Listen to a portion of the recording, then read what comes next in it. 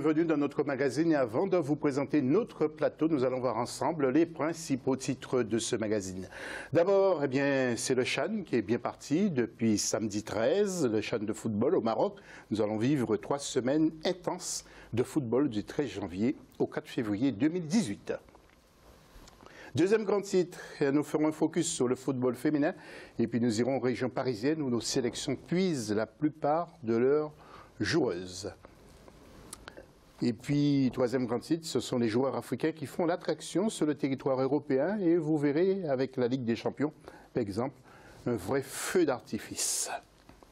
Notre plateau avec tout d'abord une jeune fille, Khadija Ben Adou, internationale marocaine, joueuse du RC Saint-Denis. Bonsoir. Bonsoir, merci de l'invitation. À ses côtés, son entraîneur, M. Michael Angims, qui entraîne le RC Saint-Denis, en région parisienne. Vous avez été formé, je crois, au Paris Saint-Germain et vous êtes hyper diplômé. Hyper diplômé, je ne sais pas, mais en tout cas bien, je suis diplômé tout simplement et merci encore pour votre accueil aujourd'hui sur votre plateau.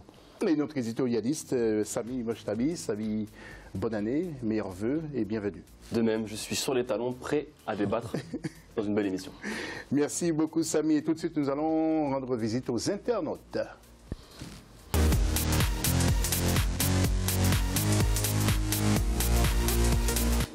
Alors le Maroc, justement, a-t-il les moyens d'organiser une Coupe du Monde? Vous intervenez tout au long de cette émission et sur Facebook, comme d'habitude, Africa 24 TV ou sur Twitter avec le hashtag Africa 24. Nous allons ouvrir la première partie de l'FC.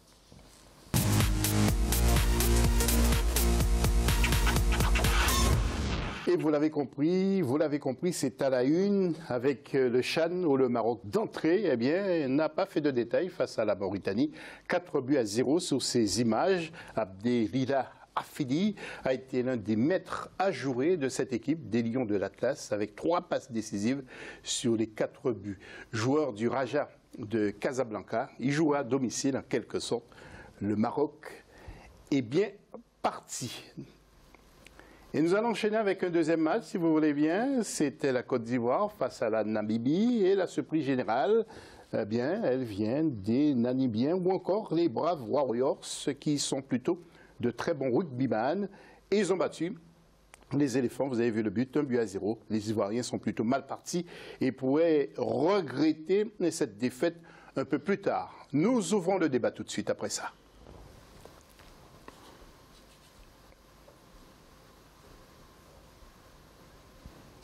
Et pas de jingle, mais nous allons nous adresser à notre éditorialiste. Vous ne vous attendiez pas à d'autres résultats que la victoire du Maroc, justement, Sami? Oui, on peut dire que tout était réuni quand même pour une belle fête. À domicile, le Maroc, en plus, qui est comment dire, sur une très belle dynamique au niveau de son football, que ce soit au niveau de son football de club, avec le Wydad qui a remporté la Ligue des Champions, ou son équipe nationale qui s'est qualifiée pour la Coupe du Monde 2018 après 20 ans d'absence. Donc voilà, le football marocain est en pleine effervescence. Ils reçoivent à domicile une équipe, je suis désolé de le dire, de Mauritanie un petit peu plus faible. On sait que le CHAN, ça inclut que les joueurs locaux. Le championnat mauritanien au niveau africain, ça reste encore assez peu reconnu. Oui, ça balbutie encore. Hein. Ah oui, c'est pas professionnel. Face au Maroc, qui a un des meilleurs championnats africains, c'était assez déséquilibré et on l'a vu sur le terrain, même si les Mauritaniens ont quand même bien tenu, puisque les Marocains ont mis du temps à forcer la décision, mais c'était quasiment joué d'avance et en plus c'était un mix de joueurs du Raja Casablanca. Les 3/4 de l'équipe sont des joueurs du Raja ou des joueurs du Wydad, ce sont des joueurs qui ce sont des costauds en quelque sorte. Nous allons voir avec Khadija. Khadija, comment avez-vous vécu ce premier match? Ça a été, comme disait Sami, ça a été quelque chose de solide. C'est des joueurs justement qui ont un peu plus d'expérience, qui enchaînent plus de matchs avec un championnat un peu plus élevé. Il faut être réaliste. Donc du coup la différence s'est fait ressentir en fait au niveau de la formation des deux équipes. Mais c'est une équipe que vous suivez de près, même si vous êtes à l'étranger, que ce soit les hommes en groupe A, les hommes qui vont participer justement à la Coupe du Monde. Oui, essentiellement ce groupe-là, forcément, puisque c'est des joueurs qu'on connaît un petit peu plus, qui évoluent dans des championnats européens avec un niveau beaucoup plus élevé. Donc on a Hervé Renard quand même, qui était la grande attraction au moment de la signature. Donc c'est quelque chose qu'on suit. C'était quand même le grand événement au moment de la qualification. Donc on l'a tous vécu avec beaucoup d'émotions. Donc c'est normal de continuer à les suivre et de continuer à les soutenir. Et on est tous derrière le Maroc avec tous ces événements qui arrivent. Michel-Ange, vous, comment vous vivez ce football africain qui est très attractif? Comment vous... Mais il est, comme on dit, il est en pleine progression. Du fait aussi, peut-être aussi qu'il y ait des entraîneurs aussi européens qui apportent leur touche.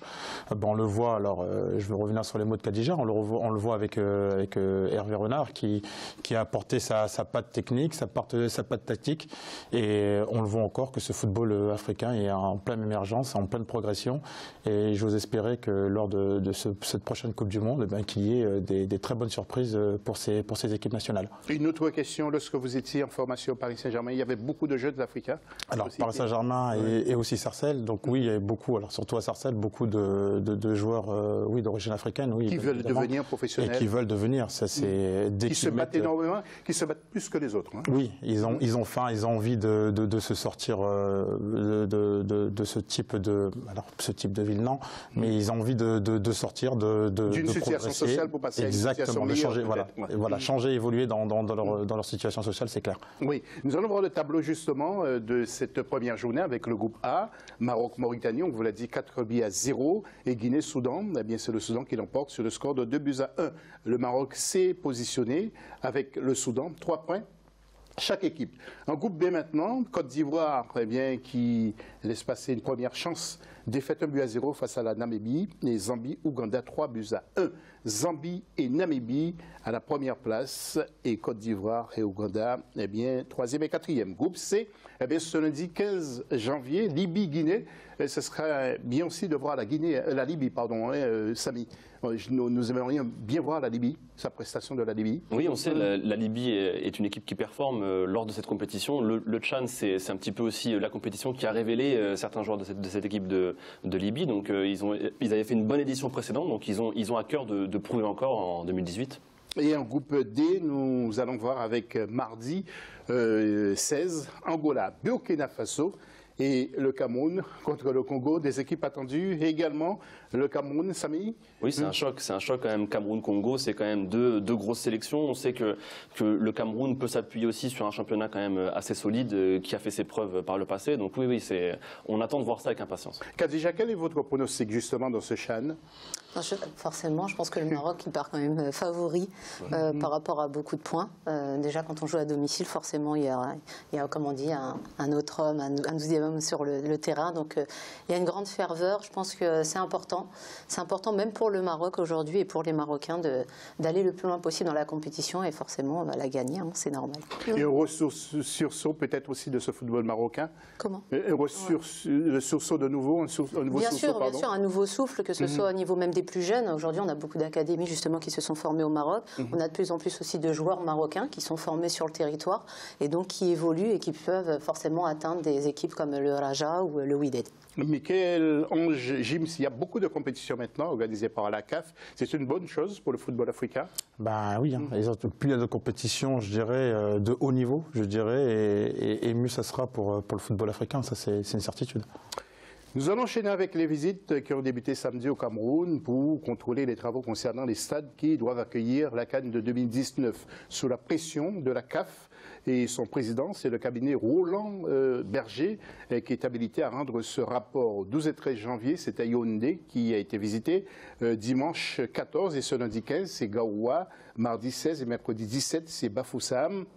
Jeudi 18 et vendredi 19, c'est Douala, et puis samedi 20 et dimanche 21, Limbe. Alors la CAN qui sera organisée en juin et juillet 2019 avec 24 équipes. Écoutons le ministre chargé des Sports au Cameroun, M. Ismaël Bidoun Kapouat, ministre des Sports, et écoutez ce qu'il dit à propos des travaux. Concernant nos deux plus grands chantiers, à savoir le stade de Japoma de 50 000 places, et celui de Lembe de 60 000 places. Les travaux se déroulent de manière satisfaisante. Concernant notamment le stade de Lembe, une deuxième cargaison du matériel préfabriqué en Italie, comprenant 263 conteneurs, a déjà été acheminée sur le site et répartie comme suit. 78 conteneurs pour les poteaux, 91 pour les poutres et 62 pour les dalles. Je m'adresse aux deux Marocains sur le plateau. Tout d'abord, Samy, il semblerait que le Maroc se bat justement pour récupérer cette CAN des mains du Cameroun. Est-ce que vous pensez que c'est une chose... Quand on voit cette déclaration, ça fait un petit peu peur quand même. Pour se justifier, il est obligé de parler de matériel acheminé. De tonnes. Donc c'est un petit peu spécial quand même comme justification. On sait que le Cameroun, il y a quelques mois, il y avait des retours assez négatifs par rapport aux travaux. Ils ont eu de la chance puisque la CAN, qui devait être en janvier 2019, a été décalée en juin par les nouvelles dispositions prises par la CAF. Ce qu'il faut savoir, c'est qu'un stade, selon les règles de la FIFA, doit être inauguré 3 mois avant le début de la compétition. Donc avant, ils devaient être prêts pour octobre 2018. Maintenant, ils doivent être prêts pour à peu près mars, fin février. Donc ça leur laisse un petit peu plus de temps. Espérons que le Cameroun y arrive, mais c'est clair que si le Cameroun n'y arrive pas, le Maroc est clairement disposé à recevoir cette CAN. Le Maroc qui devait, on le rappelle, recevoir la CAN en 2015 et n'a pas pu le faire. Les Marocains attendent cette compétition depuis quelques années quand même. Khadija, vous croisez les doigts, on dirait. Non, je ne croise pas les doigts. Je suis totalement confiante, justement. Comment voyez-vous ça? Vous avez eu des échos à ce sujet? Oui, mais en fait, justement, je rejoins Samy. C'est-à-dire qu'aujourd'hui, donc le Maroc était prêt déjà à recevoir une compétition précédemment. Donc au niveau de ses stades, au niveau de ses infrastructures, au niveau même de tout son dispositif de sécurité, aujourd'hui il est apte à recevoir justement une grande compétition internationale. Merci. Et puis regardez, le 20 décembre 2017, la FIFA a annoncé la mise en place d'un comité de normalisation pour gérer les affaires courantes de la Fédération malienne de football. C'est désormais Mme Dao Fatoumata Guindoum qui dirigera la Fédération malienne de football. Le comité devra favoriser l'organisation d'élections avant le 30 avril 2018. Les images sont signées Mokhtar Bari, notre correspondant permanent à Bamako. Fin aussi de la première partie de cette émission. Après la pause, zoom sur le football féminin. 2 internationales seront sur le plateau, une marocaine et une malienne. A tout de suite.